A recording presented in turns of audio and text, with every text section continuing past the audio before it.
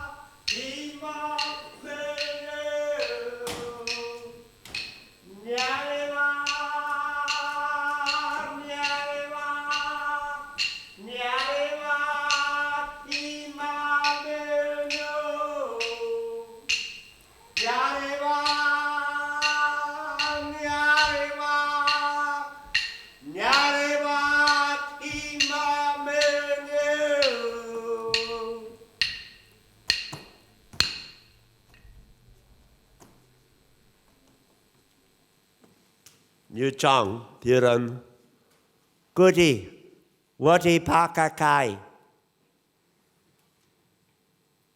Nyadawa Brady Gail Minister.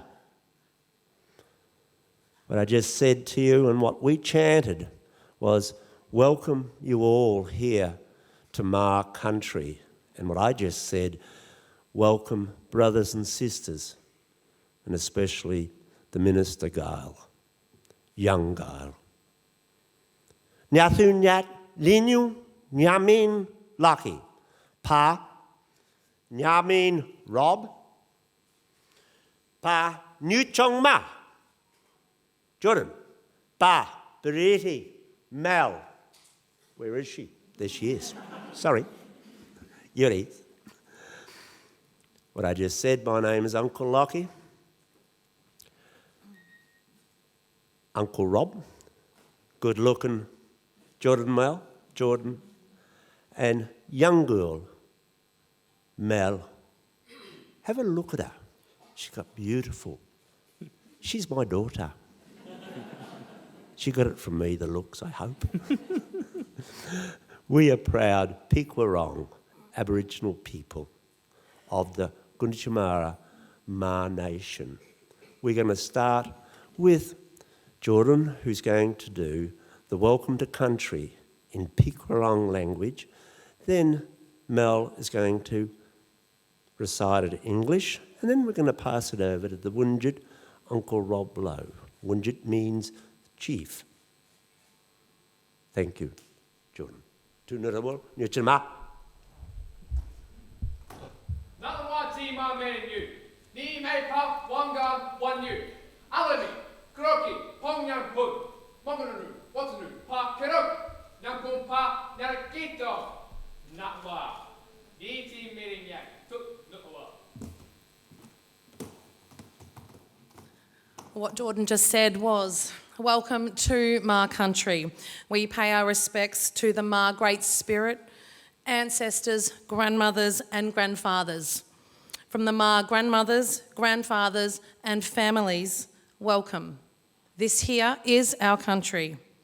Thank you.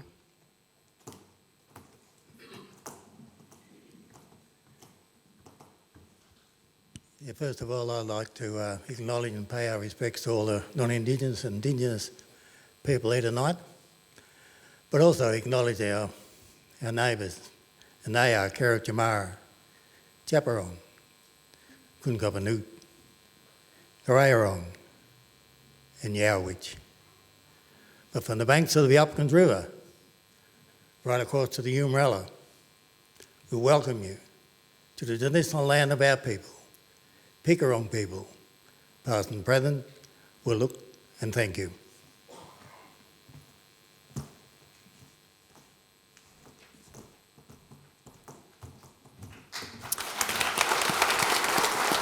Thank you, Uncle Rob, Uncle Lockie, Jordan and Mel. Ladies and gentlemen, could you please be upstanding as we welcome Grace and Eden Agnew to sing the national anthem.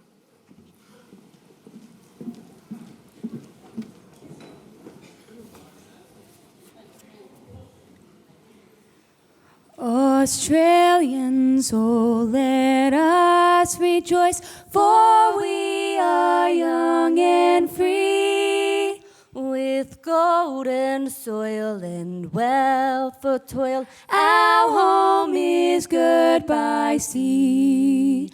Our land abounds in nature's gifts, our beauty rich and rare. In history's page, let every stage advance Australia fair.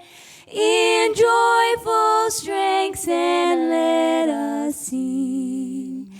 Advance Australia fair.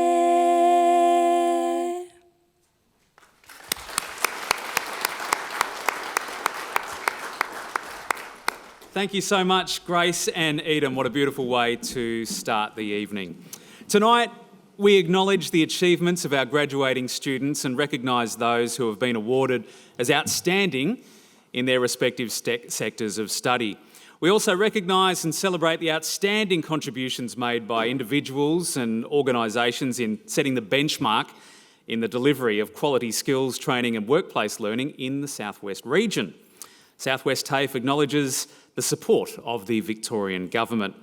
I'd like to welcome our special guests here this evening, Minister for Training and Skills and Minister for Higher Education, Gail Tierney, Member for South West Victoria, Roma Britnell, SWTAFE Board Chair, Steve Waterhouse and the SWTAFE Board, Corangamite Shire Council Mayor Neil Trotter, Warrnambool City Council CEO Peter Schneider, Mayor Tony Herbert and Warrnambool City Councillors.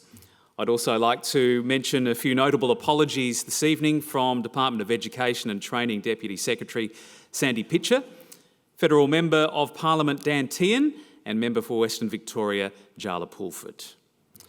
I'd now like to invite SWTAFE Board Chair Stephen Waterhouse to present his message.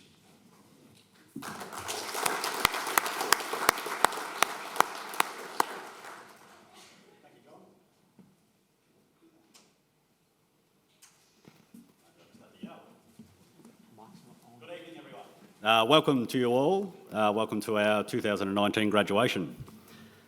I acknowledge that we gather here this evening on the traditional country of Peak-Wurrong people of the Gunditjmara Nation and pay my respects to elders past, present and emerging. I also recognise this evening that SWTAFE's operations go beyond Peak-Wurrong people's land. And in doing so, I also recognise the traditional owners of the lands which we operate on within South West Victoria and beyond. I'm delighted to welcome a number of guests here this evening. Minister for Training and Skills and Minister for Higher Education, Gail Tierney. Member for South West Victoria, Roma Britnell. Mayor of Warrnambool City Council, Tony Herbert. Mayor of Corangamite Shire, Neil Trotter. Councillors and staff from local government organisations and industry partners from the education, health and apprenticeship sectors. Thank you all for celebrating with us here tonight. Tonight we are here to celebrate the wonderful achievements of our 2019 graduates, an outcome that demonstrates we at SWTAFE are delivering on our ambition to provide education that creates a lifetime of opportunity for all. Cartoonist and writer Dr. Seuss said, "Sometimes you will never know the value of a moment until it becomes a memory. Moments are always coming and going, so it's sometimes hard to tell how important a moment is until it has passed. As you go through life, it becomes clear which moments shape your life and which ones don't. Some big moments are easy to see the value in, while others might not seem important at the time, but later you'll find out that's when everything changed. This evening is a moment to celebrate and honour the effort and accomplishments of our 2019 graduates. I didn't attend my graduation. Looking back on that decision, I made a number of excuses not to go. I was working full-time here in Warrnambool. The graduation was in Geelong. It was during the day. As a collective, my friendship group, who also graduated, decided not to go as well. They too had pretty new day jobs. None of us really pushed too hard. I think we all moved on from our last exam pretty quickly and on to the next stage of our lives. A couple of days before graduation though, one of my mates let slip that he was actually going. He signed up to attend months prior. His mum had encouraged him to go. Pretty wise man listening to his mum, but an even wiser mum to encourage him to go. She was proud of her son's achievement, and rightly so. He was the youngest in a large family and likely the last graduate of her children. Moments that recognise major achievements like graduation ceremonies are rare. As a young adult, I failed to recognise the value of that moment. So I'm really glad that every single one of you is here tonight to celebrate and, most importantly, value the moment of our graduates' milestone. Graduates, I wish to personally congratulate each one of you and to extend congratulations on behalf of the Board of SWTAFE. This is what you have worked hard to achieve and have looked forward to since enrolling at SWTAFE. You all worked so hard to get here today, so we celebrate with you and the people who helped you along the way. You are here today because of your own talent and perseverance and because of the support of your parents, your grandparents, siblings, spouses, parents, children, friends, teachers, supporters. They too are congratulated today. I'd like to thank the SWTAFE team for the role they play to deliver wonderful opportunities and education to our students. I recognise the dedication of our teachers, our support staff, our managers, our executive team, our CEO, and my fellow directors. It is a team effort, so thank you, team. Graduates, your future success and the prosperity of SWTAFE and the southwest region of Victoria are now linked. As SWTAFE graduates and ambassadors, we have great expectations, just as I know you have ambitious expectations of yourself. I encourage you to use the knowledge and skills gained during your time at SWTAFE. Use them to meet your individual goals, but also use them to contribute to the growth and development of your communities. I guarantee you that there is no better reward than this. Congratulations, graduates. Enjoy your moment.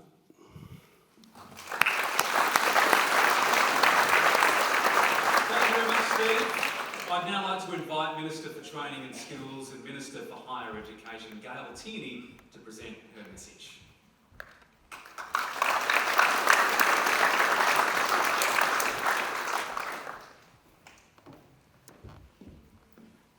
Thank you, and good evening, everyone. Welcome to the 2019 SWTAFE graduation ceremony. And thank you to Uncle Lockie, Uncle Rob, Mel and Jordan for your very moving welcome to country. And Grace and Eden Agnew for that wonderful national anthem. I also wish to acknowledge the traditional owners of the land on which we meet on this evening and pay my respects to their elders, both past, present and emerging. I also would like to acknowledge our wonderful CEO, Mark Fidge. To Stephen Waterhouse, the chairperson of SWTAFE, and a range of other board members who are meeting with us here tonight. We also, of course, have the Mayor of Warrnambool City Council, Tony Herbert, alongside a number of councillors as well. Thank you so much for making the time. But also, it's very important to acknowledge Roma Britnell, the local member for South West Coast. Thank you for being here. To our wonderful staff who are in the first 3 rows, thank you. Thank you, thank you, thank you from the bottom of my heart for the work that you do and the things that you've gone through over many years, and I think we are turning the corner. Other distinguished guests that are here tonight, and most importantly, our wonderful graduates. I'm just so proud of each and every one of you. And I'm really pleased that so many friends and families and mentors and employers and supporters have come here to show their support for you tonight. It is your night, it's the night of nights when it comes to this point in your life. And so I'm so pleased to be with you here.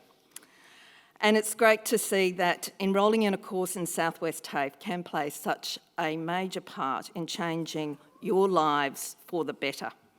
I hope you take the opportunity tonight to thank all of those around you who have supported you on that journey, your teachers, your families, and your friends. Each of you were able to pursue your chosen path right here in Southwest Victoria, in your local communities and at your local TAFE. As well as its excellent courses, a big part of the success of Southwest TAFE's programs lies in its very strong partnerships with local industries. By working with industry, Southwest TAFE is helping to deliver the right training to build the skills needed by local employers. We see this working in practice here in the Southwest. So many graduates here tonight have already found employment locally. You are following in the footsteps of some very impressive graduates from previous years. Graduates like Tanya McDonald, the 2018 Southwest TAFE Koori Student of the Year. She went on to win the Victorian Koori Student of the Year at the 2019 Victorian Training Awards. Tanya says studying a diploma in community services at Southwest TAFE helped her turn her life around after surviving family violence. Using the skills she developed at Southwest TAFE, Tanya has now developed a reconciliation action plan at Southwest Healthcare. Putting this in place is better addressing the health needs of the Indigenous community and making the hospital more culturally safe and appropriate. A win for Tanya, a win definitely for her employer, and of course, a win for our local community. Southwest TAFE in particular has a proven track record of turning eager learners into confident workers. Free TAFE for priority courses has been central to this push. Tuition-free training in more than 32 non-apprenticeship courses and 20 pre-apprenticeship courses means more Victorians than ever are realising their opportunities that they never previously thought were possible. But with free TAFE, it really is. And here in the Southwest, free TAFE continues to create new jobs and new opportunities. It has been hugely successful for the region, with enrolments in these courses more than doubling since free TAFE began. But this is part of our journey. We are about rebuilding TAFE. It's about establishing serious pride in TAFE. It's about making sure that we elevate hands-on learning to a point where it is seriously seen as just as good as a university education and possibly even better. We're wanting to make TAFE more relevant, more connected up with industry. We want excellence delivered in every sense so that people have got serious pride about having a TAFE qualification. And at the end of the day, we want a TAFE system that is so good that no government would dare to take it away from us. In 2020, we will have a number of other landmarks here at Southwest TAFE, with the construction beginning on the new Learning and Library Hub, which I'm very, very proud of. It will mean that so much for this community, and TAFE students will be provided with an educational and cultural precinct, bringing together all age groups to learn and plan projects. It will have the latest technology, resource materials, and of course, links to all of our TAFE campuses. Through the Hive, students will explore ideas and build their enterprise skills while networking with local entrepreneurs. So it's a really, really exciting time for Warrnambool and the Southwest. It is a great time to actually be a TAFE student, and of course, always important in living in Southwest Victoria. And to my mind, it's one of the most beautiful parts of the world. Congratulations again to all of the graduates here tonight. Whatever path you are on, everyone in this room, and absolutely me included, wish you all the very, very best. I hope you thoroughly enjoy yourselves tonight, and once again, thank you so much for having me here tonight. Thank you. Thank you very much, Minister Tierney. Wonderful to have you here tonight, and I do ask that you remain on stage now to help out Southwest TAFE CEO Mark Fidge, who will present the Outstanding Student Awards. Southwest TAFE's Outstanding Student Awards are presented to students who have demonstrated high levels of commitment to their training while contributing positively to the organisation and the broader community. Each student is nominated by their teachers for excellence in their chosen fields and then interviewed by a panel to select a winner. Each of these students now has an opportunity to go forward to the Victorian Training Awards. We ask that you kindly hold your applause until the student has received their award on stage. Our first award this evening is the Vocational Student of the Year. This award is given to a Southwest TAFE student who volunteers their time to help others, who's made a significant and positive contribution to their local community and is an inspiration and role model to others. And the winner for 2019 is Darren Byrne.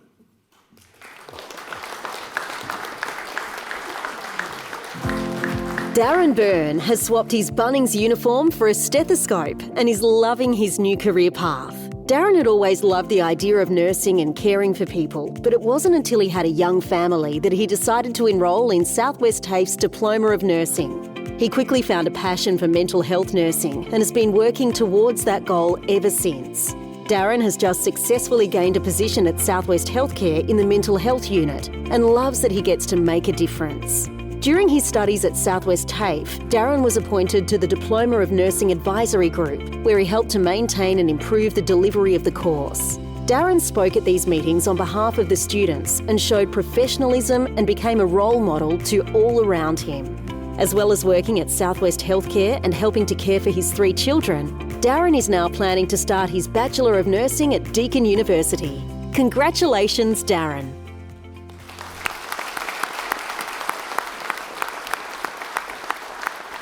Our next award for this evening is the Youth Student of the Year. This award recognises the achievements of a student from our VCAL area who's overcome adversity while achieving personal and academic success. And the winner for 2019 is Joshua Hicks.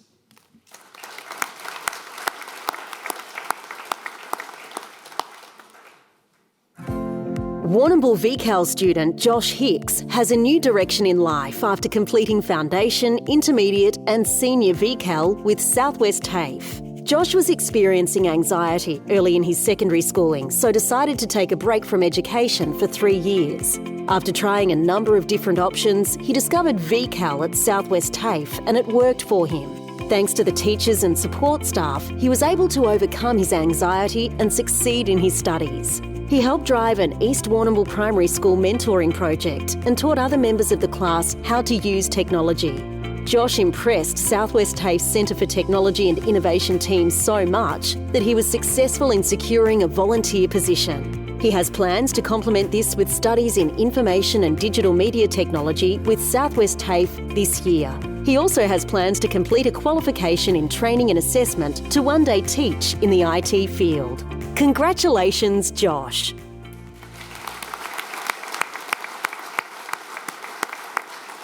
Our next award, ladies and gentlemen, is the Koori Student of the Year. The Koori Student of the Year is awarded to a student who's demonstrated a commitment to complete their training program and has shown leadership within the Koori community. And the 2019 winner is Talia Warren Brand.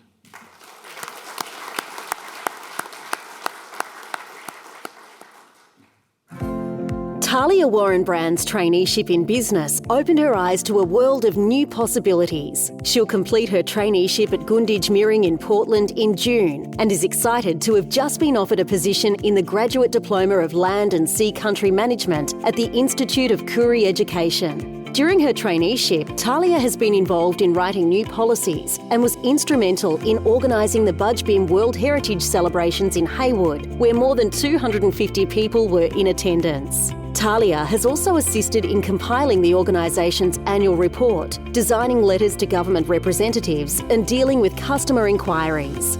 Talia loves working at Gunditj Mirring with like-minded people and hopes that her positivity helps everyone around her. She's looking forward to continuing her studies to see where they will lead her.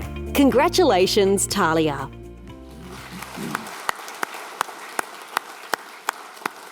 Our next award this evening is the Trainee of the Year. This award is presented to a student who's demonstrated a commitment to their studies and excellence within their chosen field. And the 2019 winner is Sean O'Keefe.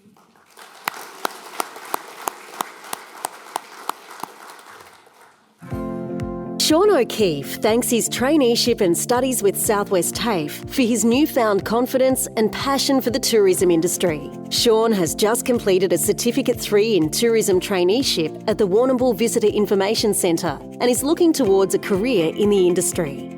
During his traineeship, Sean used his enthusiasm to help mentor work experience students and encourage them to learn new skills. He also produced weekly What's On videos promoting all of the city's upcoming events on social media. Sean has continued to step out of his comfort zone and has spoken to large groups about his traineeship in the hope to inspire others to follow a similar path. Since starting his traineeship, he has completely changed his lifestyle and has developed a passion for distance running. This has turned into an obsession with the hope of competing in the New York Marathon later this year. Sean is currently looking for work in the tourism field, but has plans to continue his studies with a Diploma of Tourism and possible business studies at university at a later date. Congratulations, Sean.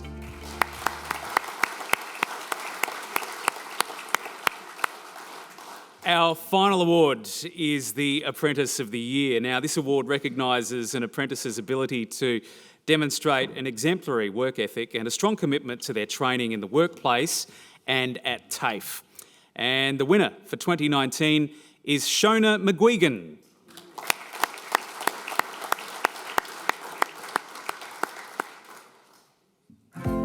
A Southwest TAFE Taster Day in Year 10 inspired Shona McGuigan to take on the male-dominated world of plumbing. She enrolled in the Vet Delivered to Secondary School's plumbing course while she was completing her studies at Mortlake College and hasn't looked back since. After successfully gaining an apprenticeship at Crytek Plumbing in Warrnambool, Shona has continued to excel at Southwest TAFE. She won the Best Vet DSS Student and Best First, Second and Third Year Apprentice Awards at Southwest TAFE's Trades Awards nights over the past few years. Last year, she was awarded the overall Trade Apprentice of the Year. Shona admits that her confidence has grown since starting her studies and now regularly takes the lead in jobs. Her strong work ethic and positivity continues to inspire those around her. She hopes that she's helping to break down the gender stereotypes of women in trades and has taken on a mentoring role for 2 girls who have just started their plumbing studies. Congratulations, Shona.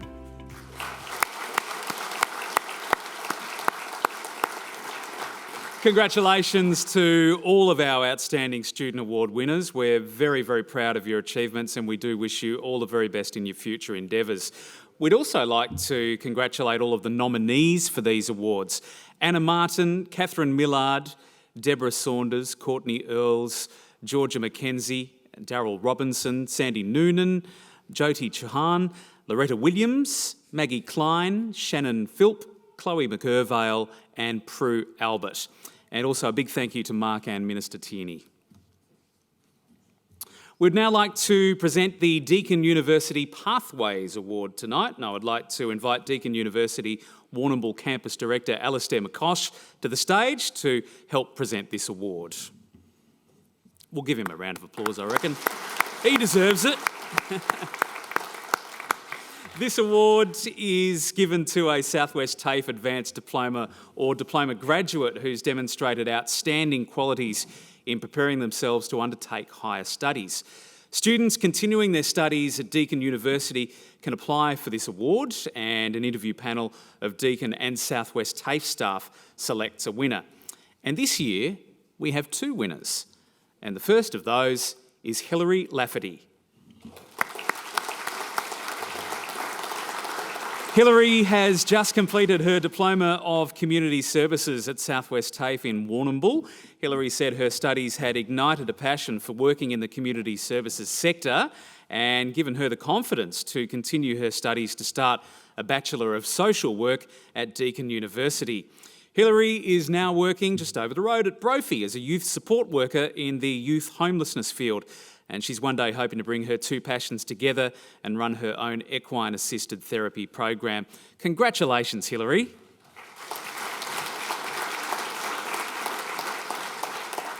The second winner is Monique Doherty. Monique has just completed her Diploma of Nursing at Southwest TAFE in Hamilton. She said her studies had given her the self-confidence to work in the nursing field and continue her studies. Monique is currently working at Western District Health Service in the graduate nursing program.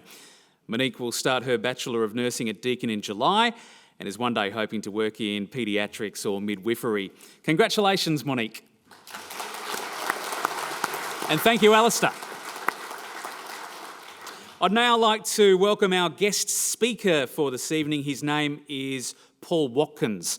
Little known fact, Watto and I actually did a boot camp together at Logan's Beach Gym in 2009. And since then, one of the two of us have gone on to do some pretty sensational things. The other one has climbed some of the toughest and most iconic mountains across all 7 continents. He's climbed, trekked and adventured in Tanzania, Argentina and Alaska, just to name a few. He's also managed to race in some of Australia and the world's toughest ultra-marathons, including being the only Australian to win the 614-kilometre 6633 Arctic Ultra. In the business world, he's done some pretty amazing things as well. Armed with a pharmacy degree, he became a business owner, starting small and eventually building and running a multiple-site pharmacy business with more than 60 employees. He went on to complete his MBA through the Melbourne Business School, left the pharmacy world and built a substantial property development portfolio. Ladies and gentlemen, could you please put your hands together for Paul Watkins? No worries, mate. I'll tuck it in the back. He sounds like a chronic overachiever. I'm standing up the back here going, that sounds like he does way, way too much. Thank you for your time. Thank you for the opportunity to speak. Let's go back one. I jumped one. So, as I said, I sounded like a chronic overachiever at the start. Let me bring you all back to earth. Here's me. You'll see I've got a PVC pipe attached to my backpack. Small confession.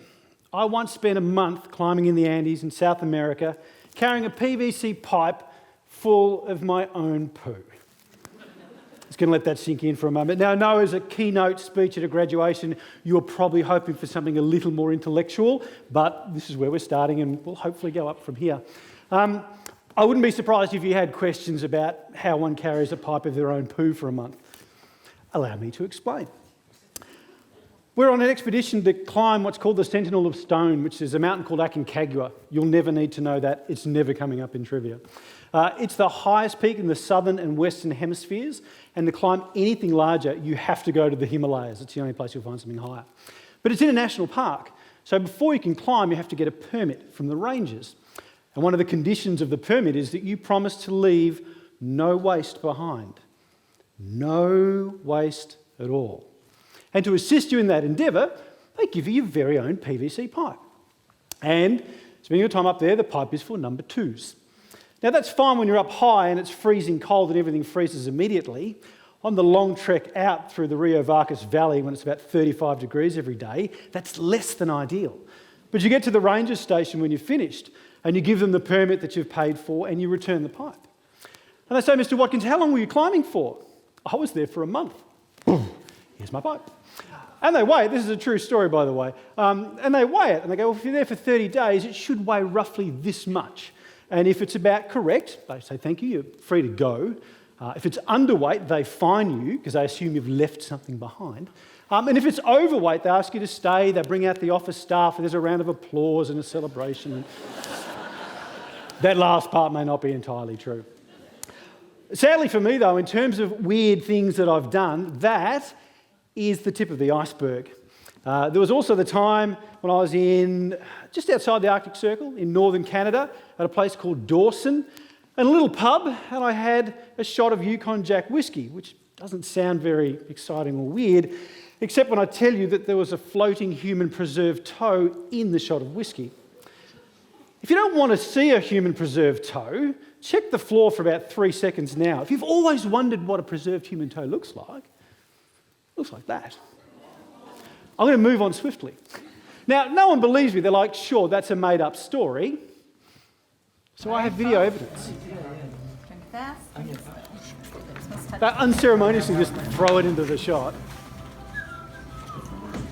Touch the list. You get the certificate. Because, you want a certificate for that to prove that you actually did it. And if you think that's weird, well, then there's the story about this guy.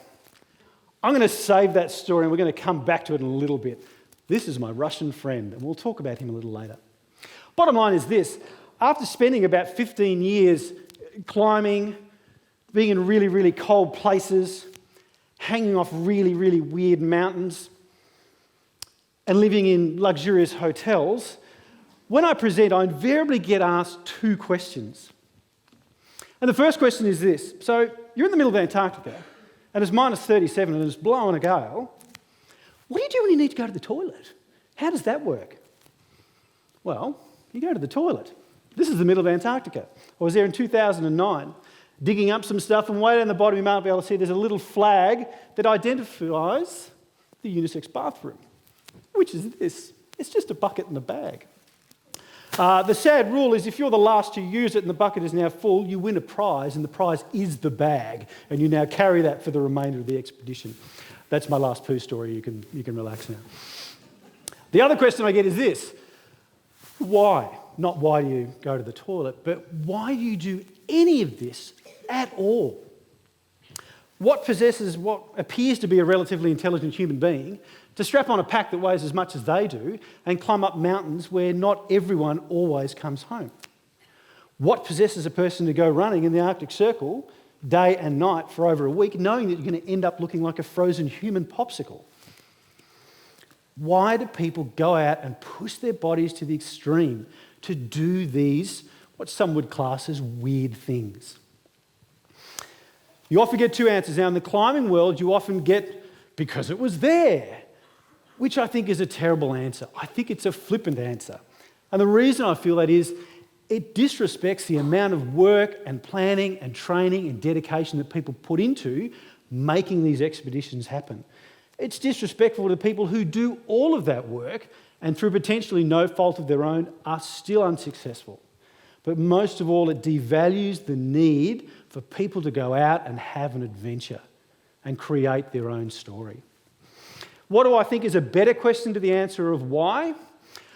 I think there's a group of people that know, they hear that little voice, that little spark inside that says, I reckon I can do more.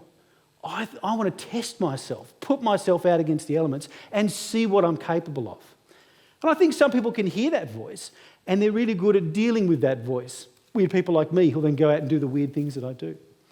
And then there's a group of people that hear that voice but don't know how to answer it and struggle finding a way through that path to decide what they need to do. And last of all, I think there's a group of people that don't hear that voice and then spend a lot of their time at war with themselves, trying to get that balance between that savage spark within that says, I want to go out and see what I can do, and trying to balance that with just their everyday, normal, modern life. Why do we need adventure? Why do I think these stories are so important? Without conflict, no life story is worth telling. Without the struggle, the answer to the question, what happened, is nothing. And I think we're all worthy of getting a better answer to that question. Stories are vital. And the most vital story is the one you tell yourself. The movie that goes on up here, the narrative that goes on up here, about what you think you're capable of. So I want to talk about that. So, okay, Paul, if these adventures are so important and creating these stories are so important, why aren't we all outside running around having adventures? Well, turns out it's just not quite that simple. Generally, I've found in my own life there's 3 roadblocks, the 3 things we need to get out of the way. I call them the crisis of faith. I'm not good enough, I shouldn't be here. The right stuff. I'm not made of the right stuff. And I'm not an athlete, so I couldn't go and do these kind of things. So I want to briefly just walk you through how they've played out for me. So let's talk about the crisis of faith first of all. Let's go back to my Russian friend. There was a time in my life where I trusted that this guy was fully qualified to fly this thing. That is a Russian Ilyushin Tu-76 reconditioned military cargo plane, and I'm so happy I got that out in one sentence. He's going to land that on a blue ice runway in Antarctica. A blue ice runway means he's going to land it on something that's basically like glass covered in butter. And he's going to land that thing but not touch the brakes at any stage. Sure, fully qualified. This is the inside of the plane. There's no, oh, Mr. Watkins, 12C, just left and go down there and your seat's on the right. It's get on, find something your bum fits on and hang on. You'll see all the jet fuel and fuel drums at the back, totally safe. The guy on the left, on your right there, is already asleep and we haven't taken off. The guy next to him, who's been cut off by the photo, he has 15 summits of Everest under his belt. And then there's me hiding on the right-hand side there, a kid that looks more like kind of Daniel Radcliffe's body double for Harry Potter than he does like Ernest Shackleton about to go on a great adventure in Antarctica. Like, seriously, look at that guy. He is seriously wondering why he didn't put his brown underwear on before he got on this plane. I got the greatest safety briefing ever on this plane. The Russian pilot came out. I won't torture you with my Russian accent. But basically he said, at the door of the plane, at the door, if we crash into water, there is an emergency boat. If we crash on the land, it's very bad. I fly plane now. We are going to die. Thankfully, we didn't. And 6 hours later, he did it. He landed that thing in the middle of Antarctica, and we spent a month climbing. And a little under a month later, I stood on the top of the Vincent Massif, which is the highest point at the bottom of the planet. So we did survive. 2 paths diverged in the woods, and I took the one less travelled by, and that has made all the difference. There's a very narrow difference between having a crisis of faith and having a leap of faith. And sometimes that makes all the difference. Rather than thinking, what the hell am I doing here? I should not be here. Maybe it's a case of, well, I am here, let's see what I can do. Change that crisis of faith into a leap of faith. And I get it, there'll be some people in the audience going, cool story, I'm not you. Probably not going to jump on a plane to Antarctica this week. Okay, I get it, you're not me. Then who are you? We've all done the meet and greet thing. You meet people out in the foyer and you get introduced. Oh, Paul, what's your story? And what do? We tell people our job. And then people unconsciously start making assumptions about you. I tell people I'm a pharmacist, which is true. And they make assumptions. Oh, you've probably got a degree and this kind of income and this kind of job and so forth. Tell them you're a forklift driver and they make different assumptions about you. Not because they're being malicious or anything of the sort. It's just unfortunately how we're kind of wired to value people based on their job and therefore what we think they accumulate. Now, it's easy when you've got a one-line answer. I have this job and that's what I do. What happens when your business card has a whole list of things on it? That's my business card. And all those things are true.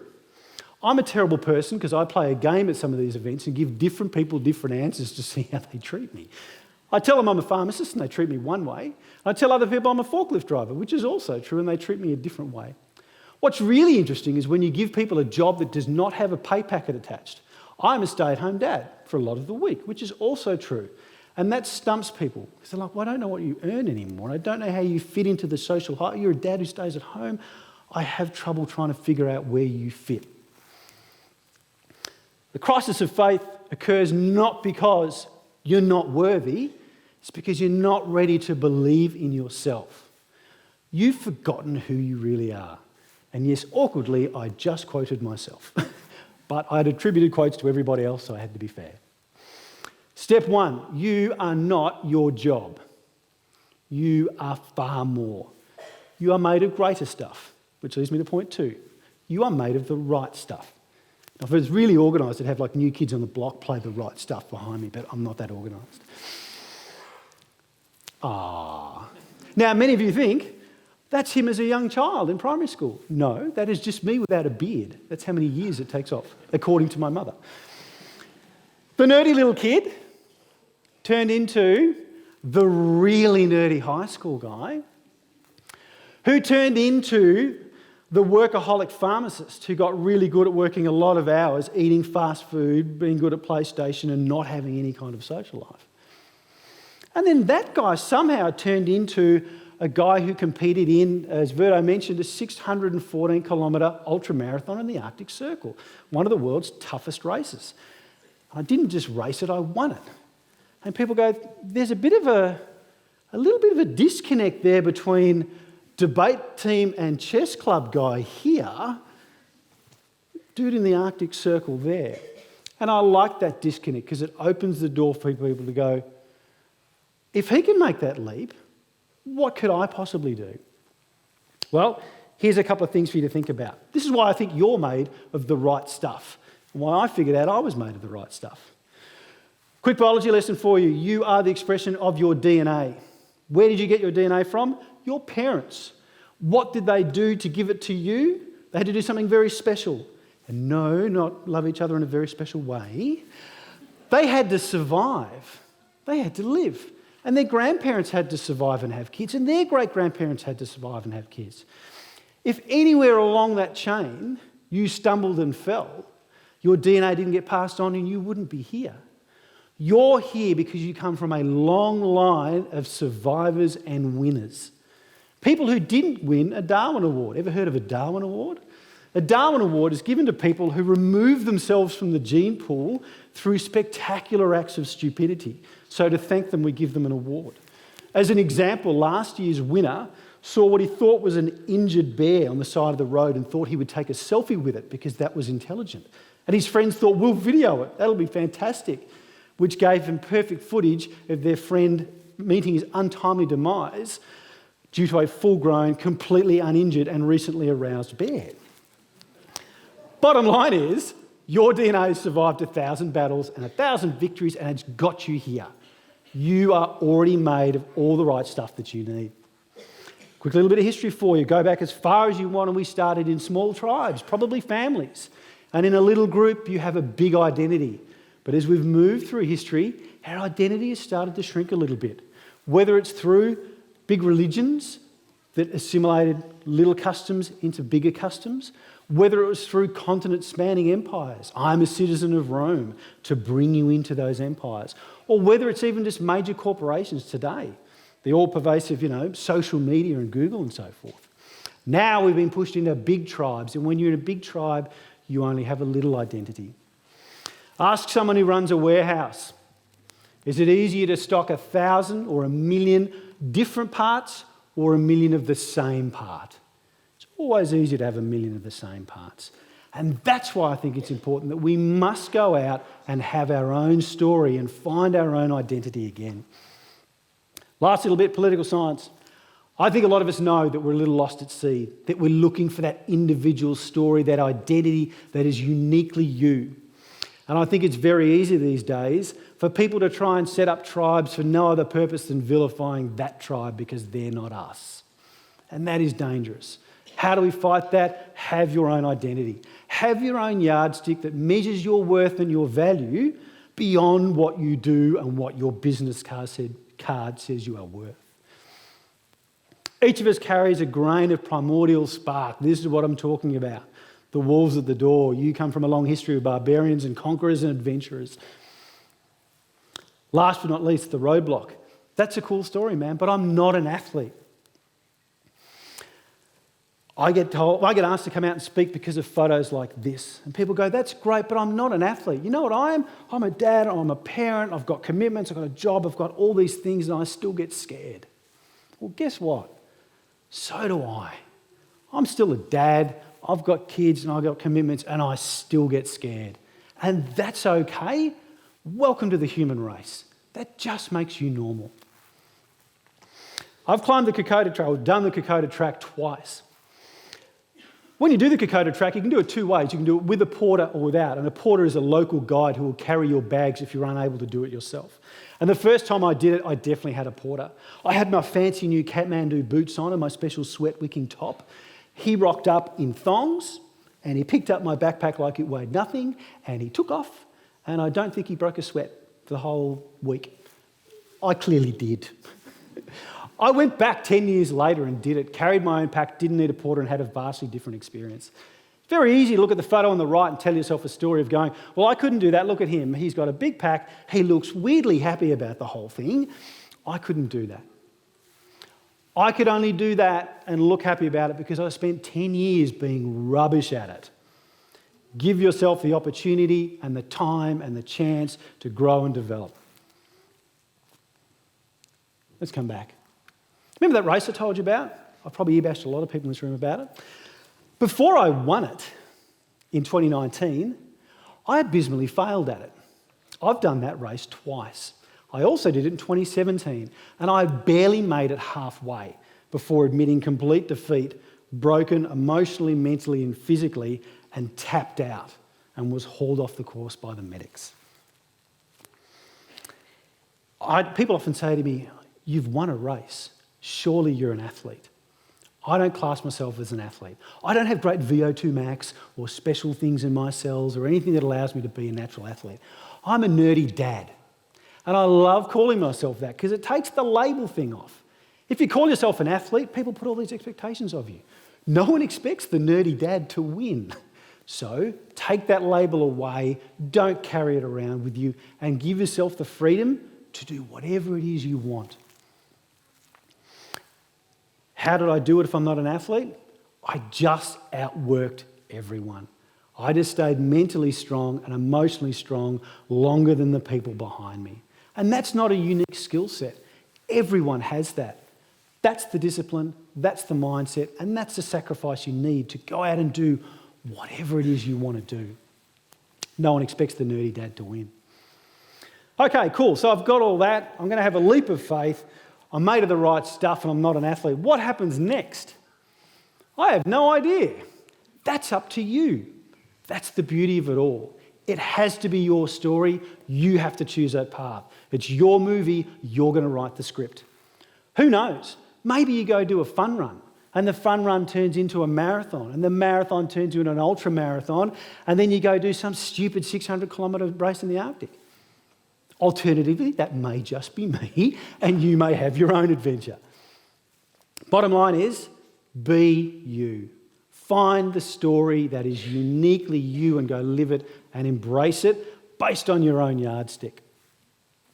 The best stories are born out of adversity. The struggle, the setback, the hard stuff, that's what makes great stories. So when you hit the roadblocks and it gets tough, remind yourself, we're making a great story. Don't have a crisis of faith. Believe in yourself and have a leap of faith and see what you can actually do. Motivation's cool, but the bottom line is sooner or later you have to be disciplined and do the work. The shortcut is doing the work. And breathe. Give yourself room, space and time to breathe. Don't let other people set the yardstick for you. Put a pole in the ground. I am here and I'm going over there and we're going to see what happens. I loved it. I love the enthusiasm. It was awesome.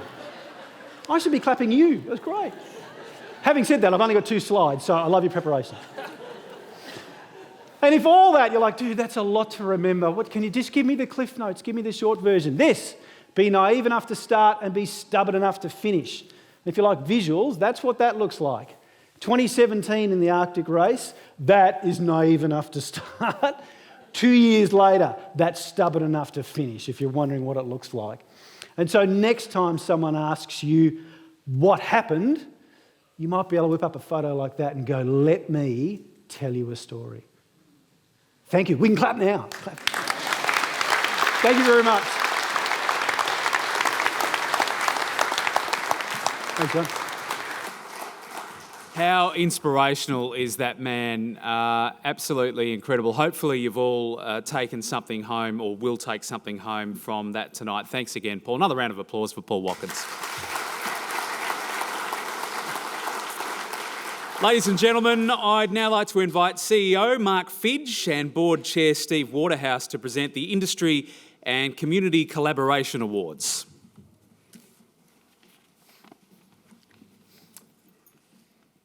The first award I'd like to present this evening is the Community Collaboration Award. This award recognises an organisation for their support in assisting young people in our region to achieve their best possible educational outcomes. The award looks to acknowledge an organisation that is working in our local community that share a common set of values to that of Southwest TAFE and is committed to enhancing the lives of young people in collaboration with our institute. The 2019 Community Collaboration Award is awarded to the Rotary Club of Warrnambool East. Yes.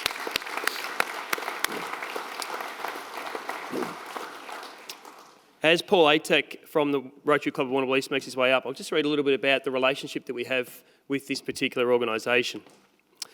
The Rotary Club of Warrnambool East has been helping and encouraging Southwest TAFE apprentices for the past 19 years. Each year, Rotary presents an award to the best first-year apprentice from Southwest TAFE. The students are nominated by their teachers for excellence in their trades and commitment to their studies, and then interviewed by Rotary members to select a winner. It is great to see that Rotary's commitment to helping these apprentices succeed in their chosen fields. The ongoing support of the Rotary Club of Warrnambool East and the encouragement award this gives out to our first-year apprentices is fantastic. On an annual basis, these apprentices are presented their award at the weekly Rotary dinner, and I particularly enjoy the opportunity to speak to the Rotarians years later about the success of previous winners. Thank you, Rotary Club of Warrnambool East.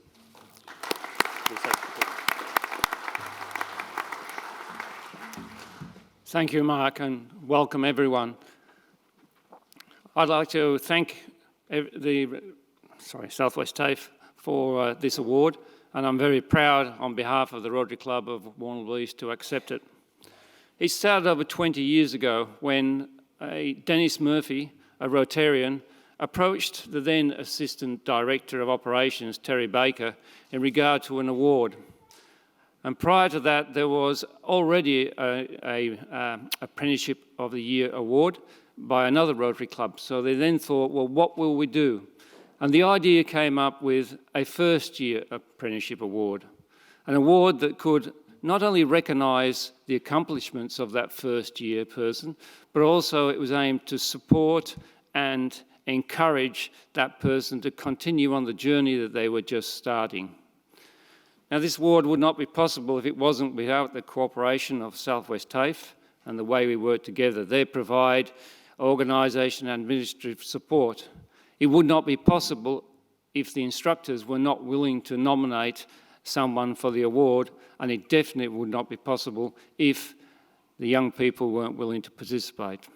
So I thank those people for their contributions. What I'd like to say is that it's actually made up of 4 awards. There's an overall winner, a runner-up, and 2 encouragement awards. This will take place in 2020 again, so I encourage both the instructors to nominate their apprentices and also the apprentices to participate in it. Thank you very much.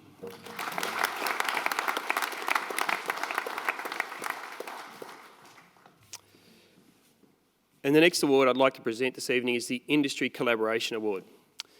The Industry Collaboration Award recognises organisations and businesses that have formed innovative partnerships with Southwest TAFE to develop programs and strategies that meet the needs of our regional industries and, of course, help our students go on to get employment. The 2019 Industry Collaboration Award is awarded to Western District Health Service.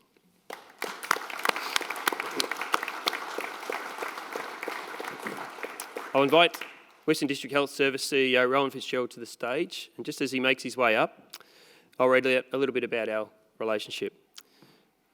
Western District Health Service and Southwest TAFE have formed a strong partnership over the years, providing many benefits to students in our health courses.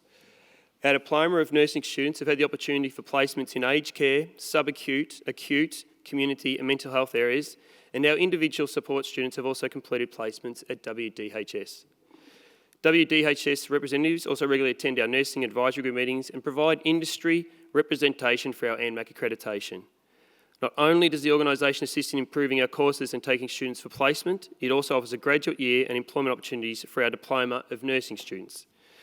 WDHS has also supported the running of careers in health days at Southwest TAFE's Hamilton campus, and our students have also been involved in Western District's Health's Life for Life project and the Community for Youth Board.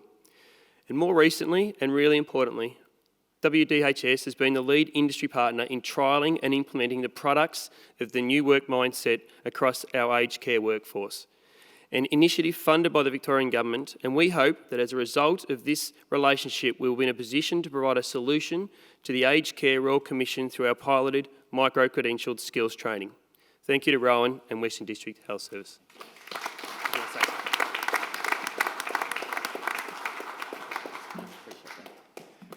Thanks, Mark. It's really tremendous to be here tonight. The thing I would say, and what I love about working with Southwest TAFE, is it's a courageous relationship. The beauty about Southwest TAFE is that they're prepared to tackle the hard issues facing our society. And we know it's tough for young people in rural areas to achieve academic qualifications. But with Southwest TAFE's support, they're creating new opportunities for people to enter the healthcare industry, which is so vitally important to support the most vulnerable people in our community. And it's only with bold leadership, like has been shown by Mark Fidge and the team here at Southwest TAFE, that we're able to achieve that. And not only can we see that benefit coming into our region, we also get the benefit from the wonderful graduates that are here tonight, that will be entering into what is a spectacular career in healthcare through nursing and community services. And that's just it's wonderful for me to know as a Chief Executive that will be well supported into the future. On behalf of Western District Health Service, we're very grateful for all of the support that we've been given from Southwest TAFE, and we very much look forward to having a wonderful and long future together. Thanks very much again, Mark.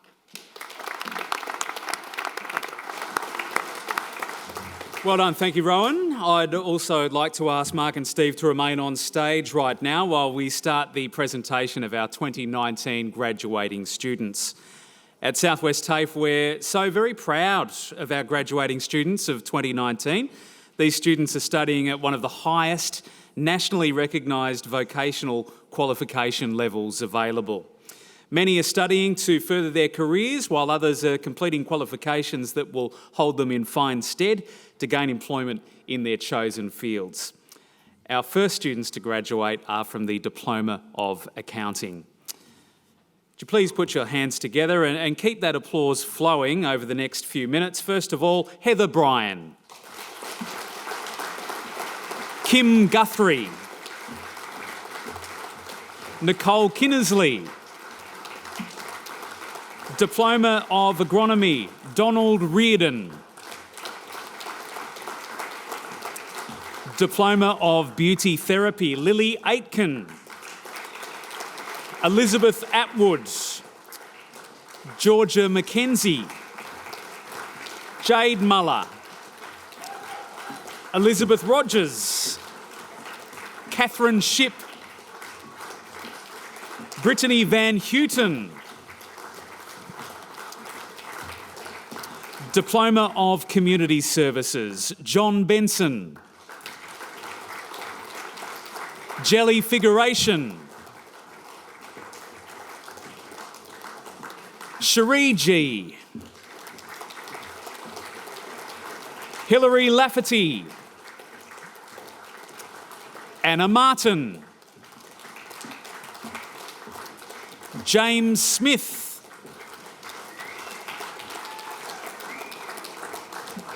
Jessica Smith,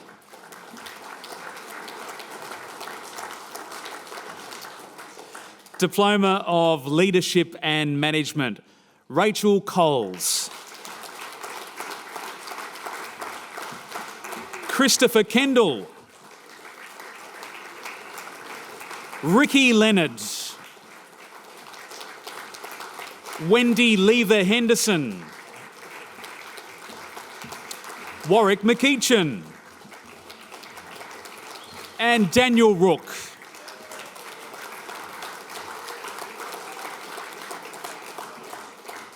Diploma of Nursing, Stella Marie Abbott.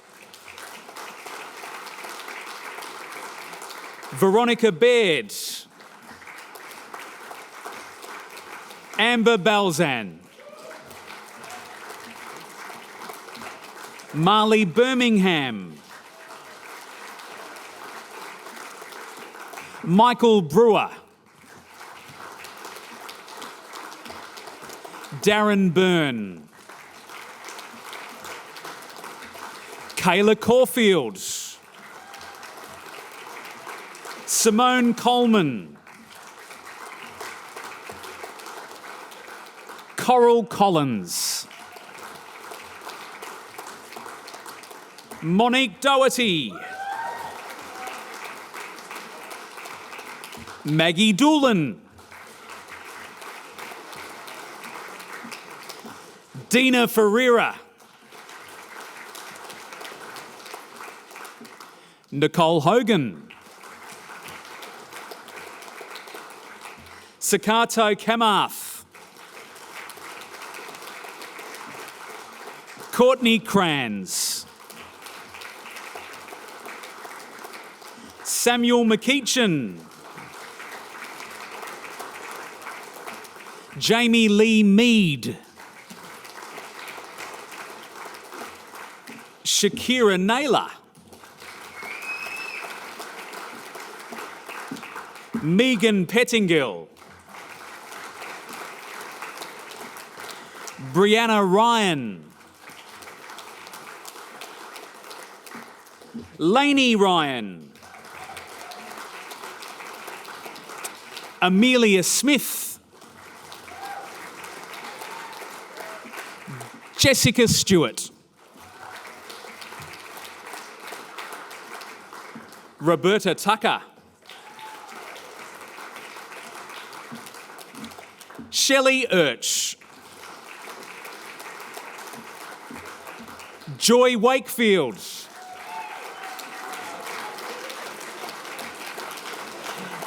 And Sarah Wall.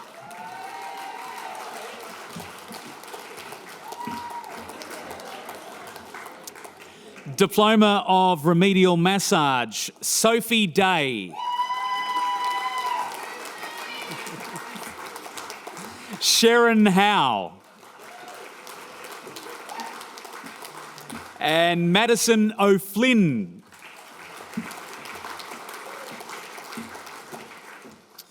Diploma of Travel and Tourism Management, Bonnie Aitken.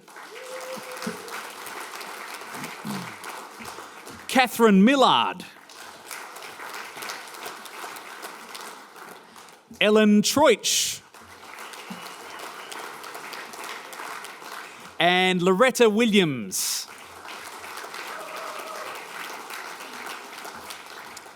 And Diploma of Visual Arts, Joanne Merriman. Susan Miller.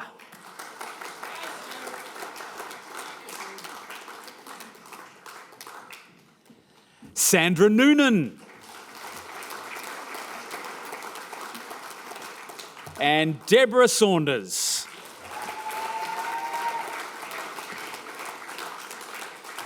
Ladies and gentlemen, could you please join me in congratulating our 2019 graduates?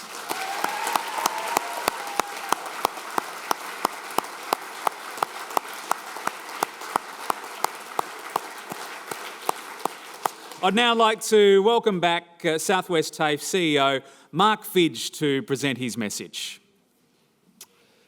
Good evening again, everybody, and always a great part of the evening when we get to meet our graduates, and it makes me so proud to be the CEO of Southwest TAFE when they come across the stage. On behalf of the board and staff of Southwest TAFE, I'd just like to first of all thank everyone for coming along this evening and enjoying this very special occasion with us and acknowledging and celebrating our Diploma of Advanced students for 2019. Seeing so many of our graduates, parents and staff here tonight is a testament to the achievements of our graduates and their dedication and commitment to completing their studies with us. We are extremely proud of all our graduating students and of course are privileged that you chose Southwest TAFE to undertake your studies. During your time here, I've no doubt that you've worked very hard to complete your course and earn the right to proudly walk up here tonight and, of course, be recognised for your wonderful achievements. You are now a graduate of Southwest TAFE. As we know, a good education is a lifelong investment in your future, and our vision is, as we've heard tonight, to provide education that creates a lifetime of opportunity for all. But we also recognise that it's much more than that. It's about making sure you complete your qualification and become job ready. It is also then critical that through your experience with us, you go on to add value to your future employer and to help them move from not just being a good organisation, but to one that is great. As the CEO, I've the great pleasure in wandering around our campuses and talking with our students about their experiences with us and the expectations that they have for their future ahead. On one more recent occasion, I had the opportunity to hear from a parent of a student that shared with me their personal story and how Southwest TAFE had changed their child's life. This parent told me that it wasn't all that long ago their child was in a rut, had been long-term unemployed, had high levels of anxiety and had no drive or motivation to make change. And this was all before the age of 13, or of course year 7 in secondary school. Then one day they took it upon themselves to visit our Skills and Jobs Centre and seek advice on how they could go about making a change and what course would be right for them. It took them 3 visits before they walked through the front doors of the Skills and Jobs Centre to seek that advice, and since then, they haven't looked back. After choosing a certificate course that suited them and completing it last year, they are now ready to start a second higher level qualification in community services and are looking to go on and work in this growth sector that has great job prospects. This student is now highly motivated and is driven to have employment by the end of this year. This story is not too dissimilar to many others, and as far as you know, they may have been up here on stage tonight. In fact, I'll also tell you that I know that their parents are sitting in this audience right now, so proud of what their child has achieved over the past few years. And as I said, Southwest TAFE has changed their life, and for that, I'm extremely proud of the role that we play in supporting and guiding our students in the next phase of their lives. As you leave our organisation and enter or further your employment, may I offer one final piece of advice tonight, and that's that in the new world you're about to enter, if you embrace change, it will set you apart from the rest. However, if you make the choice to lead change, it will position you as a future leader in your chosen field. I also, as has already been done tonight, would like to thank our 400 dedicated staff that delivered to more than 6,000 students on an annual basis. Our staff understand the importance of the role that they play in helping every individual student to achieve their personal aspirations. The opportunity that we have to be a part of this phase in your life is something that we value and that we are all very proud of. So thank you to my staff. So with that in mind, to our graduating students, I thank you for allowing us to be a part of your journey. You are not just graduates, you are now leaders in our community. And I personally challenge you to be energetic in your jobs, continue with lifelong learning, embrace the notion of change, and strive to achieve your personal and professional dreams. On behalf of the Institute community, I once again pass on our congratulations and I wish you all the very best in your future endeavours. Well done.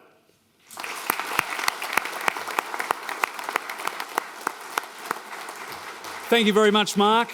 I'd like to remind everybody that Tracy Toney is going to be available in the Lighthouse foyer offering professional photos. So if you'd like to have something to take home, professional photos out in the foyer.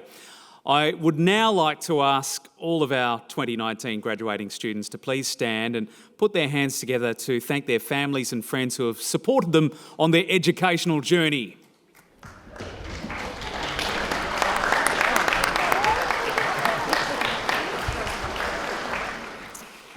Thank you, everybody, for coming along this evening to celebrate with us. We now invite you to join us upstairs for supper in the Lighthouse studio. The 2019 graduating students, Southwest TAFE board and staff will now procession out of the auditorium to the Lighthouse studio.